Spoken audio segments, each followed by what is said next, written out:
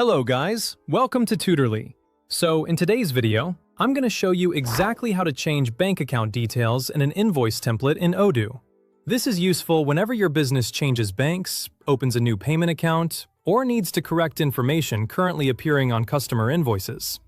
This is a quick adjustment, but it's an important one because the bank account information shown on your invoice template is what customers may use when making payments. So if those details need to be updated, Odoo gives you a simple way to do it directly from the settings area. Keeping this information accurate helps customers send payments to the correct account and reduces the risk of payment delays or unnecessary questions. To begin, open Odoo and click on the Settings app. This is where you manage the overall configuration of your database, including company and document-related options. You may need administrator or settings access to make this change, so make sure you are signed in with an account that has the required permissions. Once you're inside Settings, go to the General category. This section contains a wide range of system preferences, so take a moment to make sure you're in the correct area before moving on. Depending on your Odoo version, some settings may be grouped differently, but the company and document layout options should still be available within the main configuration area. From there, look for the Company section. Under that section, click on Configure Document Layout.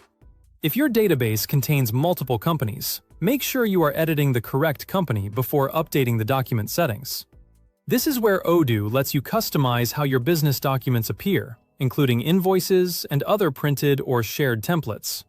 If you've never opened this before, you may notice options related to branding and document presentation.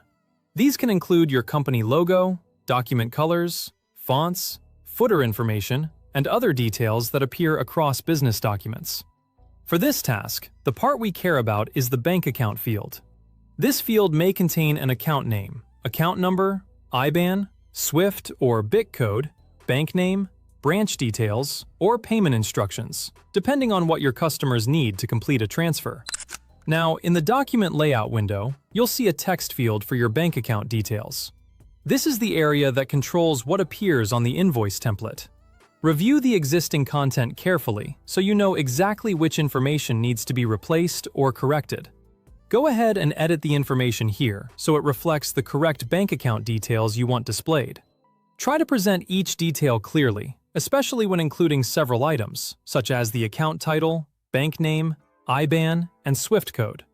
As you make the change, it's a good idea to double-check the formatting and accuracy, since even a small mistake in banking information can create confusion for customers or delay payments. Compare the details with an official bank statement or verified account record before saving, and avoid copying information from an old invoice that may already be outdated. Once the details have been updated, click Save. Make sure you do not close the window or leave the page before saving, because unsaved changes may be lost.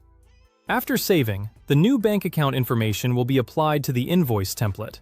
That means any invoices using that layout will now show the updated details.